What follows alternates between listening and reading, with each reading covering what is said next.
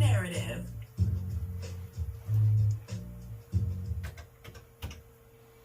Good Sunday, everyone. This is Brad Franklin, better known as Kamikaze, and you are listening to the Good Things Jackson Show. Of course, we talk about all things that are good and positive in the city of Jackson. So if you're tuned in and hear anything bad or negative about the city, this is not the show for you. If you are joining us on Facebook right now, of course, you can go to the Good Things Jackson Show on Facebook. And you can check us out live right now. You can leave your questions or comments. This is going to be a very important conversation for you guys today. And I really hope you guys are listening because there's going to be a lot of important information that our guest is going to be giving us today. And hopefully some directives on what we can do going forward. We are at a very pivotal time in our city. And it's very important that you guys know what's going on, that you're researching, that you're listening, that you're talking to your representatives, talking to those people who are representing you in the city council and at the Capitol to know what's going on. We are in, I won't say that we're at war, but it's a very serious matter right now because in my opinion, and we'll talk to our guest about that, there are some folks that are absolutely trying to take over the city of Jackson and trying to neuter the power base here and also make our leadership, and because this is a majority black city, trying to make black leadership ineffective and cut us off at the knees. And it's very important that you guys listen to what our guests have today. So as you know, I have Representatives Chris Bell and Zakiya Summers joining me today. How you guys doing? Doing well, thank you. Thanks for having me. Listen, we appreciate y'all being here, and especially with what's going on. You guys are in the middle of a session right now, but I think it's important because I've been talking about it and a few people have been talking about it, and they know about House Bill 1020, and we'll talk about that in a second. But there are several bills that have been introduced in the legislature this session that have to do with Jackson and are very pivotal for what's going to happen with Jackson going forward. It seems as if a lot of these lawmakers came to the Capitol this session with the mindset of doing whatever they can to cripple the city of Jackson and make it under the guise of, quote unquote, helping the city of Jackson. And we all know that all help ain't good help, so we'll talk about that. But let's talk about, first of all, House Bill 1020. I think that's probably the most controversial of the bills that exist right now, and I think that's probably the one that we need to be talking about.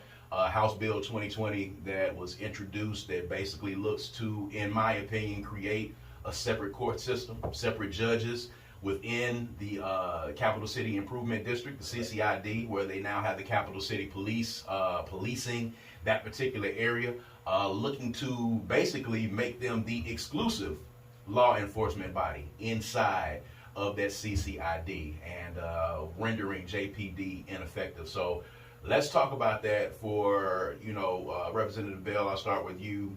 For folks who are not really privy to 1020 or have not heard about it, kind of give some specifics from what you know it to be in the House right now. Well, basically, it's exactly what you said. It's creating a separate district for inferior courts for those individuals to be appointed and not elected, which is against the Constitution, the state Constitution of Mississippi. It's also giving more jurisdiction to Capitol Police, which extends further into Northeast Jackson. It's unfortunate that this CCID has turned into a monster. It initially was introduced to provide infrastructure needs for the city of Jackson and in the downtown area, because we have so many buildings, state-owned buildings, so they're not paying any taxes. So and it's basically turned into it's turned into a whole nother monster and creation of its own. We have individuals who believe that JPD is not competent enough to patrol the areas in which they have jurisdiction. So they want to provide more Capitol Police, which you have seen since they've been on the ground last 4 months, how many police pursuits they've had, how many people they've killed. It's turned into a monster, and it has to be stopped. And one of the things that we talked about early on last year about this was to provide more money to Capitol Police and JPD for them to work together to patrol the entire city of Jackson. Right. And, Capitol Police patrol downtown area. There has not been a minimum of cooperation. Yet signed. So that's what we're dealing with now. So Representative Summers, I always laugh at this supposition from people who are outside of this area that tell us what's ineffective and what's not working. And people talk about, the Jackson Police Department and what they're not able to do. And we already know that they are extremely understaffed. I think they have maybe just over 100 officers. And I think the last time that there was a study done, I think the study said that for a city of our size, that we should have at least 500 to 600 officers. So when you understand that we're criminally understaffed, and probably overpowered and undermanned when it relates to dealing with what they have to deal with in the streets. When you saw this bill come down the turnpike, knowing that we have been asking for assistance, what were some of your first thoughts? Well, thanks again for having me. I also wanted to mention that there's another bill, SB 2343, that would allow Capitol Police to have jurisdiction over the entire city. So not only are we dealing with 1020 that would create this separate but unequal system, judiciary system, but we're also potentially looking at becoming literally a police state. Right. And that was my initial thought. Right. I said, Right. This is an effort to come into the city of Jackson, to take control, to determine how funds are being spent, to have power over the capital city. And Right. Chris and I and our colleagues have been talking about the importance for years, even before I got there, Mm-hmm. the importance of us taking care of the capital city, because it is Right. Mississippi's capital city. And those requests were met with deaf ears. Right. We never heard until just recently that Jackson is now our capital city. So Right. now that our colleagues on the other side of the aisle see it as our capital city, they are trying to find mechanisms by which they can have control. So this latest bill that you're talking about, was this just introduced after 1020? No, it was introduced. It's already passed. The Senate committee is on the Senate calendar. Mm-hmm. It came out of the Senate Judiciary B Committee. The Senate has not voted on it yet.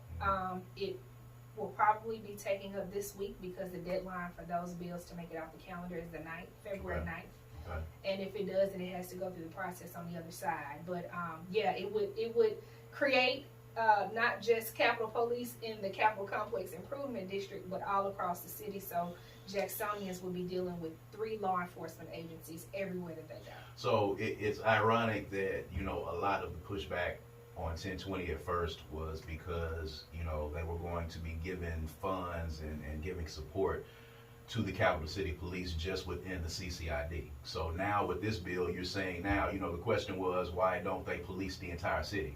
So now this bill is saying that they will be able to police the entire city. Right. So I don't know, which came first, the chicken or the egg. So I know that, people were complaining about that fact. So you're saying these two bills were kind of introduced simultaneously. Yeah, and if you juxtapose that with HB 1020, then you're saying that if the Capitol Police have jurisdiction over the city, then all the cases that they want to prosecute would go through this special court.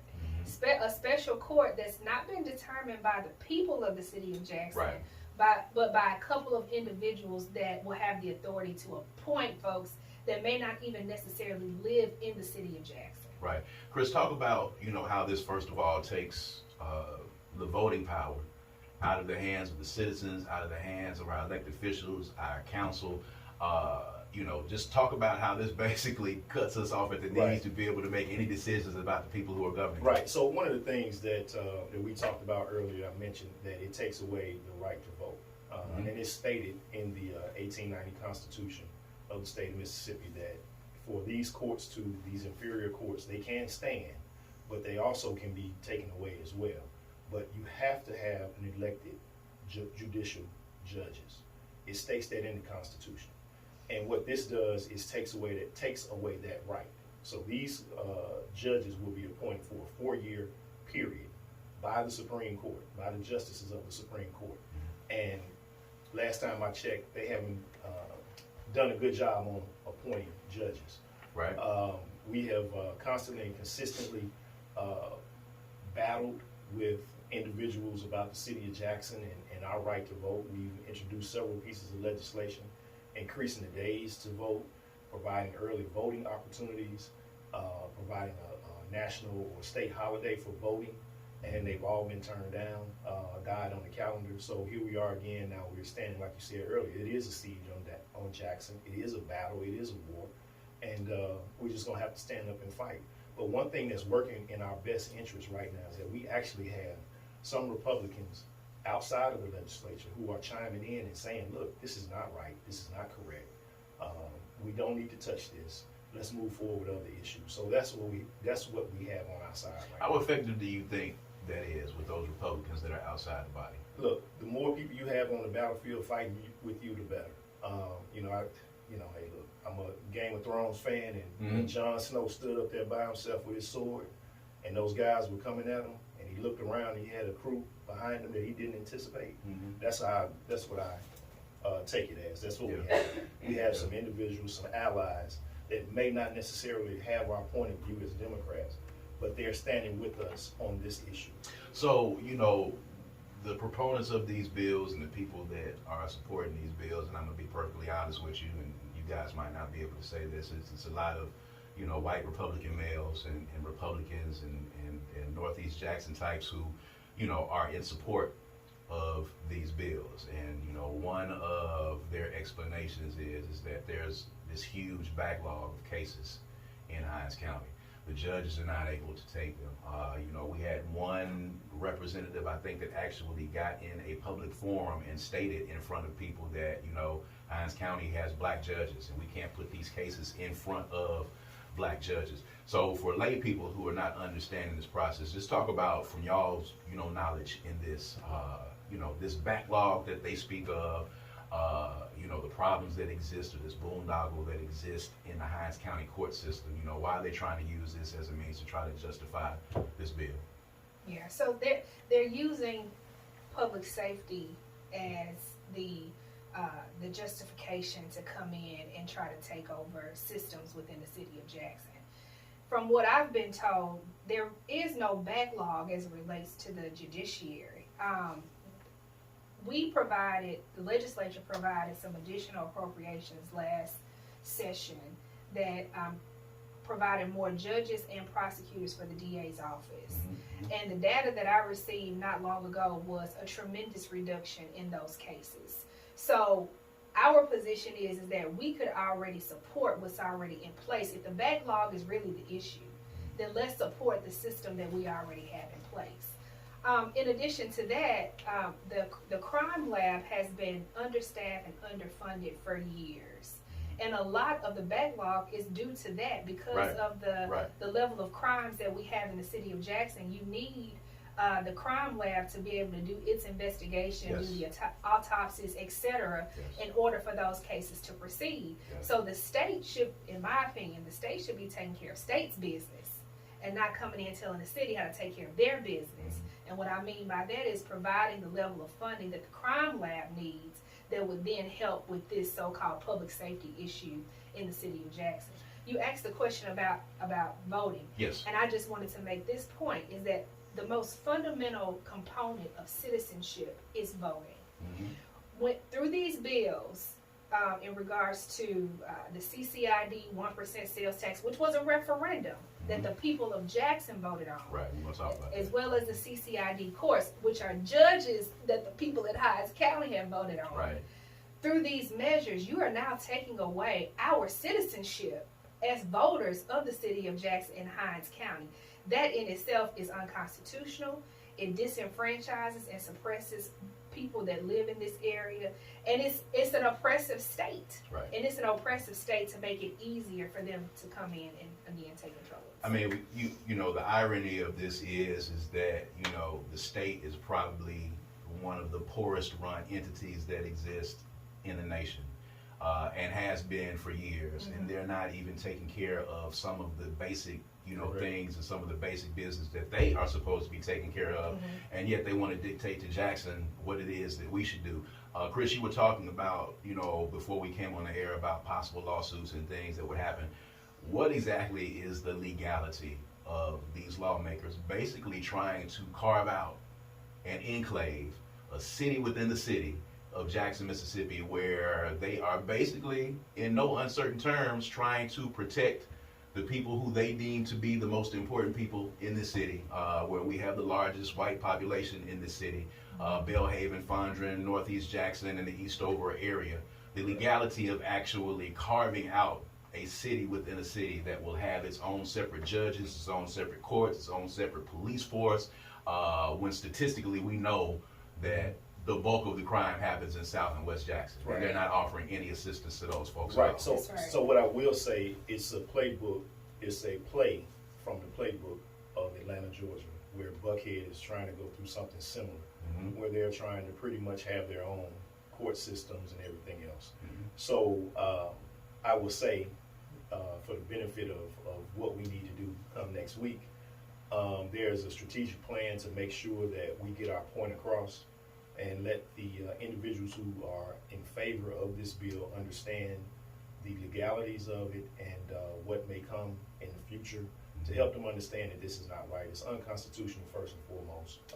You cannot have an appointed judge. These guys have to be elected within this district, and that's what they're not offering, and we're going to make sure that they understand that. So I asked you guys this question offline before we started, and I think it bears repeating, and I think that people want to know if they've been following. They know, of course, that the Republicans have the majority in our legislature, in the Senate and in the House, and it's not even really close at this point.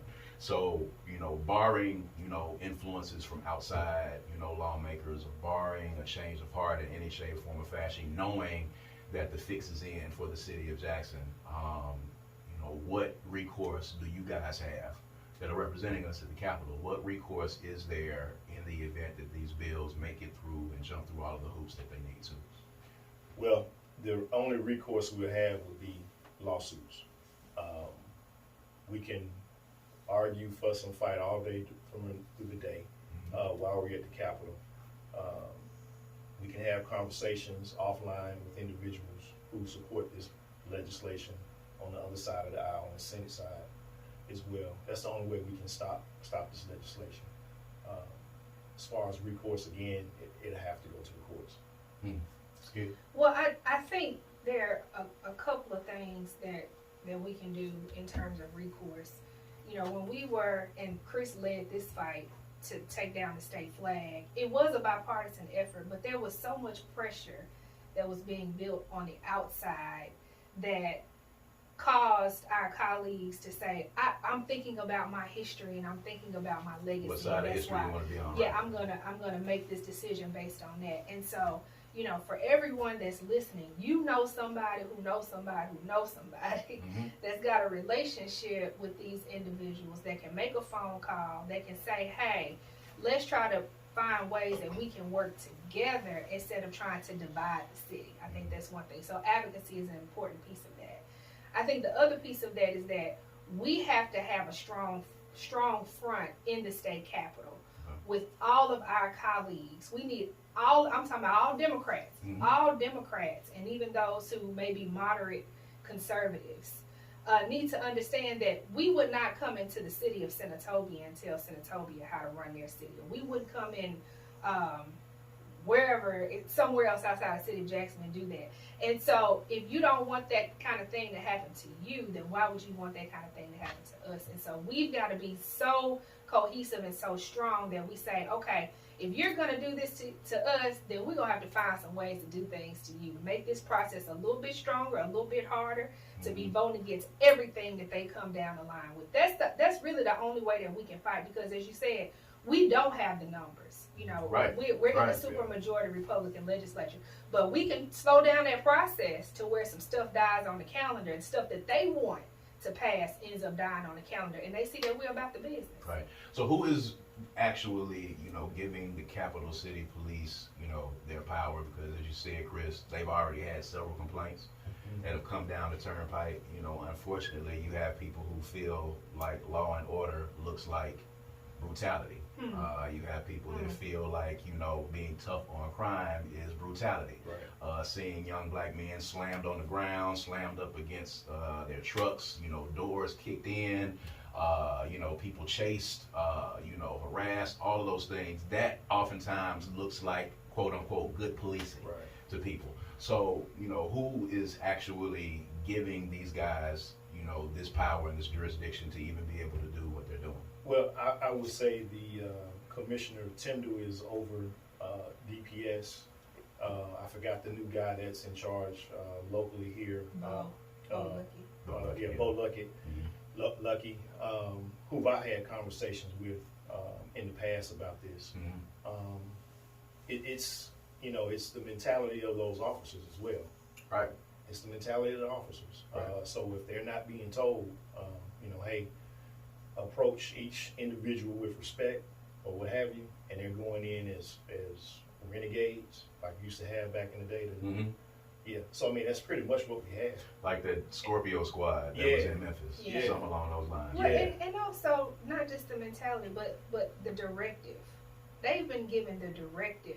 They have been told that the city of Jackson is lawless, and we're gonna bring some law back into the city of Jackson. That's what they've been told. We have these messages that come in code, but they understand what these messages mean. Oh, absolutely. They understand that, okay, I know what you want me to do. You want me to do by any means necessary. Right. By any means necessary, Right. under the guise of public safety. Right. And it's actually brutality upon the citizens of Jackson. And we've seen how that plays out. It just played out in Memphis. And I pray that this does not happen here, because it is my understanding, and I'm not exactly sure, that a lot of these officers, were let go from other jurisdictions, could, unhireable in other jurisdictions, and they're being hired to work as Capital City Police, and it just looks like they're trying to put together some type of, renegade force to go out here under the guise, again, of public safety. And again, I have to reiterate, statistically, South and West Jackson, they have been asking, I've been in town hall meetings, folks, where people in South and West Jackson have been asking and begging for assistance for 6 or 7 years, as the numbers have begun to spike. And they started out, with, smaller things like car burglaries and things of that nature, but, hearing gunshots every night. I was on, next door going down the rabbit hole, unfortunately, and, people in Northeast Jackson talking about, I'm hearing gunshots, and people in South and West Jackson have been hearing gunshots for 7 years, and they've been asking for some assistance, and JPD is asking for some assistance, and then when the assistance and all of the support is given for an area of the city that has the least amount of crime, the least amount of incidents, and you still have South and West Jackson that are sitting here waiting again for some kind of help. Right. And after a while, we really have to look at it for what it is. South and West Jackson are predominantly black areas of the city. Northeast Jackson's predominantly white areas of the city. So you don't, have to, try to mince words with me. I mean, I think most of us have common sense to know, what this is. No doubt.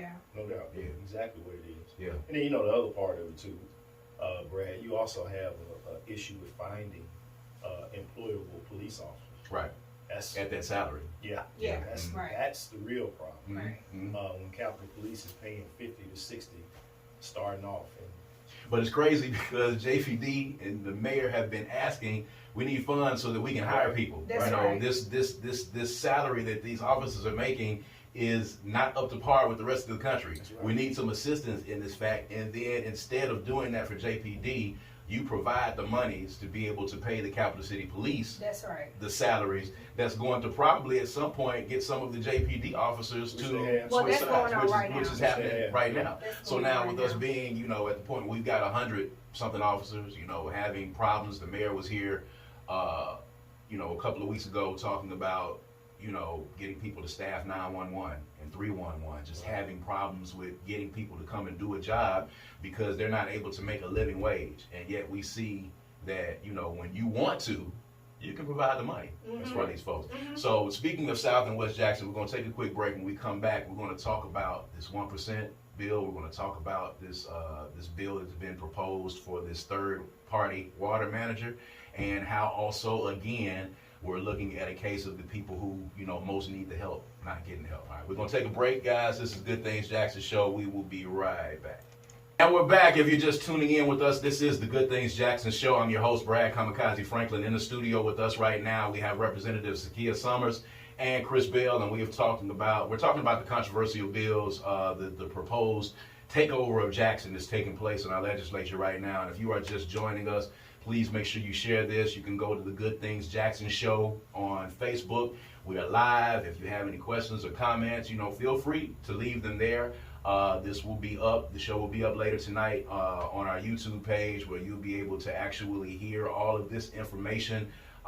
If you do happen to miss it at this time, because there's a lot of good information that you, as Jacksonians, need to hear about. And guys, before we went to break, we were talking about the needs of South and West Jackson. There is another bill that is being introduced. Well, there's two actually. There's one, talking about a third-party water manager, and then there's another one that Councilwoman Angela Lee sent me that is being proposed, where they're saying that monies that are coming into the city of Jackson need to go directly to the water and not be used for the roads and bridges as well. So for people that are not privy to those, explain to them, what those two bills are talking about and why they too are also problematic. I'll start with the latter, which is House Bill 1168. Yes. And this is the bill that we were debating on the floor just this week. Mm-hmm. It would allow all funds, all sales tax revenue that goes into the 1% sales tax to only be used for water and sewer. If you all remember, back in 2014, I believe that was Daddy Shoquay came to the legislature and said, we want to raise 1% sales tax so that we can provide some help to our infrastructure. Right. That included streets, roads, bridges, and water and sewer. Mm-hmm. Well, this bill says that only that money can only be used now for water and sewer. Now, it just passed the House. It has not passed the Senate yet, so it still has to go through the process. But the argument that we made several arguments. One of the arguments was that you can't tear up a street, fix what's under the street, and then not come back and pave the street. It's common sense. I mean, you Right. gotta do the whole project. This Right. thing has layers. It's not Right. just pipes and lines. Right. You then have to come and do the sidewalks, the Yes. street repaving, Yes. which is what we're dealing with right now Right. on Capitol Street. Right. And then also, the people of the city of Jackson voted for this referendum. Mm-hmm. And so this legislation takes, again, away that voting power from the citizens of Jackson, saying, we're going to tell you how to spend that money. The third thing is that when the bill passed, they said, we're going to put a commission over this money. Right. We got to give you oversight so Mhm. we can make sure the money is being spent Because right. y'all are children who don't know how to count money. That's right. That's right. And many of the members, in fact, majority of the members were appointed by state leadership. Yes. So the city of Jackson itself is a minority on that commission and does not get to determine how those funds are spent on these projects. So the whole argument around why we only need to send this money to 1% sales tax was an invalid argument. Right. Right. So one of the things that the commission part of it, Mm-hmm. that was all about Harvey Johnson. Right. They didn't trust Harvey, so that's where these commissions started popping up. Mm-hmm. The other aspect of this bill of 1168 is the fact that when you have, like she mentioned about the streets being torn up and you have to pave them again, when you have ongoing projects right now that are currently bonded, Mm-hmm. one of the arguments that they made was that they didn't know a report wasn't filled out or presented to the commission, and they don't know where the money is being spent. Well, they spent over $150 million on paving streets in the city of Jackson, and they've been all over the city of Jackson, from Clinton Boulevard to Northside Drive to Riverside Drive. Right. They've been all over. So Yeah. there hadn't been a commission that has not looked out for the best interests of the city of Jackson. Mm-hmm. Yeah, they didn't send in a report. No big deal. But Mhm. the individuals that you appointed, that you could pick up the phone and say, hey, do you have a report? And they can say, yes, Right. we have one. Right. So- So go ahead. Go Well, ahead. I just wanted to mention that this was something that Representative Stamps brought up Mhm. on the floor, was that the city of Jackson has to go through an audit just like any other Right, city, right. which details how all the money is spent that is filed with the secretary or filed with the state, some agency Correct. with Secretary of State, I think. Yeah. And so if they wanted to get that report, that they could. Another punitive piece, a part of 1168, also said that if they fail to file a report within 30 days, the Department of Revenue can withhold the money. So they can keep the money and not even send it to the city. Right. So that's,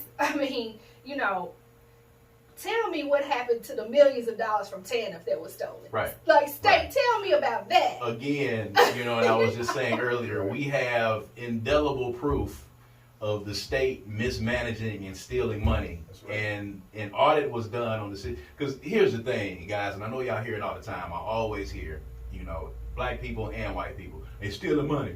They steal the money. They get the money, they're going to take it and they're going to steal it. Well, who's stealing it? Right. Who has it? You know, where's the paper trail? Show me where it's going. Give me an idea where it's going. There has not been one instance where the city of Jackson has been indicted, accused. There is nothing that exists that shows that anyone in the city of Jackson has mismanaged any of the money and it's been audited. But yet, we know that the state has mismanaged money. They're going through it right now. As a matter of fact, we know that they're not able to take care of their money. But yet, the supposition is that these black folk in the city of Jackson are not able to handle this money.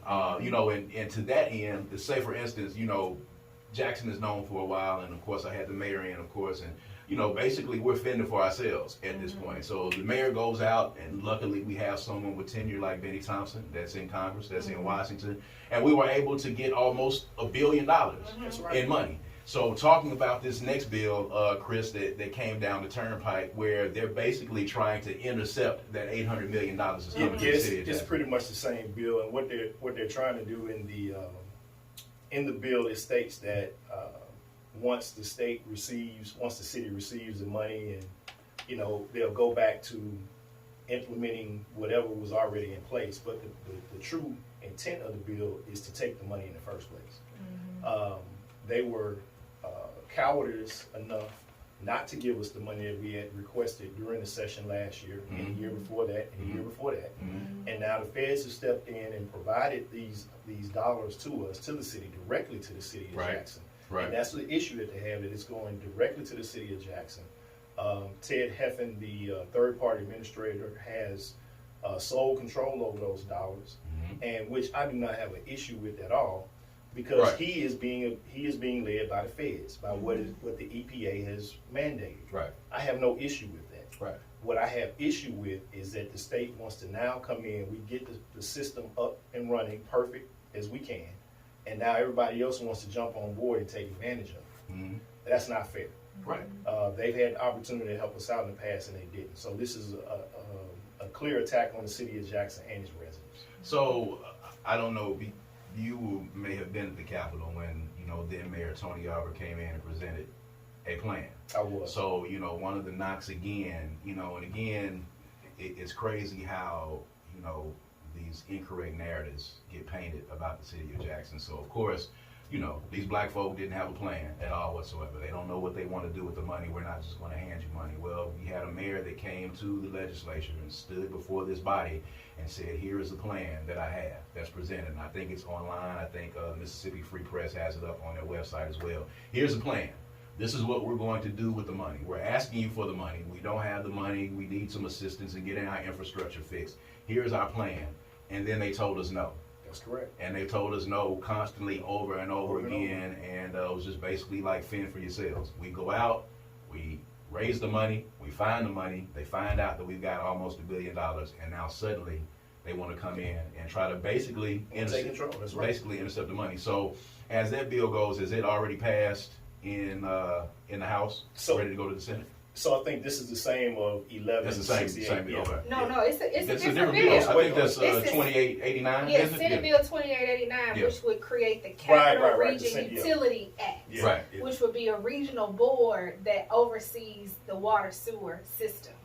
And the city of Jackson would have, so the bill says that the city of Jackson would have 4 appointees on a 9-member board, but 2 of them would be from Ridgeland and Byram, so they really would only have 2 places on the board, 2 against 7. You do the simple math. Politics is all about. Is included as well. Yeah, you know, politics is all about counting votes. If you don't have the votes, you can't get nothing passed. And so, if this were to go in, if this were to pass through the process, then the city of Jackson would effectively no longer own the water sewer system in the city. So, for people that are listening, because none of this is fair across the board. Life's not fair. I get it. And I understand it. Politics is not fair as well. Where has this animus come from? Does it come from the fact that we have a mayor now that you know may be a little, you know? I just want to ask because you know you said they didn't trust Harvey either. You know what I'm saying? So if we're going to go back and you know if we're going to just call it like it is, if y'all have been mad since 1997, if y'all have been upset about this and y'all have been trying, you know why has it been, a stronger, more concerted effort now? We know since 1997 there's some folks who have been mad. I mean, we know we lost a great percentage of our tax base in 1997. They fled the city like it was on fire, when Harvey was elected for the very first time. But they really turned the screws up since we've had, the water crisis and things that have happened, natural disasters, things that we could not control. They've really turned up a whole lot this time. Is it them smelling blood in the water? What do y'all think? Y'all are there. Take the temperature for me. What have been the conversations? So, you want to go first? Go ahead, Chris. So, I mean, let's just be real with you. The conversations that I've had from individuals in the community and at the Capitol have been, look, everybody loves Jackson. Everybody wants to see Jackson prosper and grow. But you still have those individuals who have their eye on the assets of the city of Jackson. Mm-hmm. And the assets consist of your airport and your water treatment. Mm-hmm. I mean, if you look at everything, and I don't even mention the One Lake project. Right. Huge. Right. So those are our assets. Mm-hmm. And everyone on the opposite side of Hinds County, city of Jackson, and these other surrounding areas want these assets. And it's unfortunate. And the only way we can stop it is to fight it. And the only way we can fight it is to have more people on our side. We're going to have the folks that don't look like us wake up. You say you love Jackson, prove it. Stand with us. You know this is not right. Right. Jackson is small. We all got a circle of friends and a circle of trust, Mm-hmm. and they have extensions. Mm-hmm. And all these extensions lead to some of these people that are out here making these decisions in leadership, like your lieutenant governor and Right. your governor. Right. So, And your lieutenant governor is one of the people that have been backing these bills Right. that have been introduced, which it just looks like the fix is in from the top. They're trying to make sure that they've got the layers of protection to help these bills make it through. But you want to add something to that? Well, I just wanted to add that we are operating in such a partisan way, and we're so polarized. Mm-hmm. And as a result of that, the things that are being done or the things that are not being done are really influenced by race. Yes. Unfortunately. Yes. I can remember many years ago when one of our top leaders was at the Neshoba County Fair and said that, if you send a Democrat up here, you're making a huge mistake because that Democrat won't have any power. Right. And so there has been an effort with redistricting and all of that to get rid of all white Democrats and only have black Democrats and Republicans. Right.